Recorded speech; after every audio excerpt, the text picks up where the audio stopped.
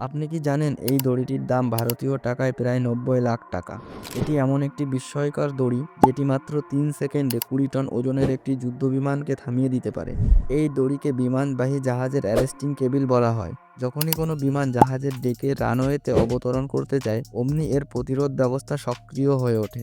জাহাজের ডেকে মোট ৪টি অ্যারেস্টিং কেবিল প্রস্তুত থাকে এবং বিমানের পিছনে থাকে একটি হুক। এই হুক যদি যেকোনো একটি কেবিলকে আটকে নিতে পারে, তাহলে এটি অত্যন্ত অল্প দূরত্বের মধ্যে বিমানটিকে থামিয়ে দেয়। শুনতে সহজ হলেও আসলে এটি অত্যন্ত জটিল। ৩০০ কিমি বেগে ছুটে আসা একটি ২০ টনের বিমানকে থামানোর জন্য কেবিলটিকে ১৫০ টনেরও বেশি টান সহ্য করতে হয়। ২০০৩ সালে আমেরিকার একটি বিমান ল্যান্ডিং করার সময় এই কেবিল ছিঁড়ে গিয়ে সমুদ্রে পড়ে যায় এবং ছিটকে আসা কেবিলের আঘাতে ডেকের ওপরে থাকা প্রায় ১২-১৪ জন কর্মচারী গুরুতর আহত হন। তারপর থেকেই এই ধরনের দুর্ঘটনা এড়াতে বিশ্বের সবথেকে উন্নত কেবিল প্রযুক্তির উদ্ভাবন করা হয়েছে। ৪০টিরও বেশি স্টিলের তার পেঁচিয়ে একটি স্টিল রোপ তৈরি করা হয় এবং এরকম ৬-৭টি স্টিল রোপের সমন্বয়ে একটি অ্যারেস্টিং কেবিল তৈরি করা হয়। যখনই বিমানের হুক এটিকে আটকে ধরে, তখনই হাইড্রোলিক ব্রেকিং সিস্টেমের সিলিন্ডার এবং অ্যাকুইমিলেটর মিলে বিমানের ল্যান্ডিংয়ের সমস্ত শক্তি শুষে নেয় এবং সেটিকে নিরাপদে থামিয়ে দেয়।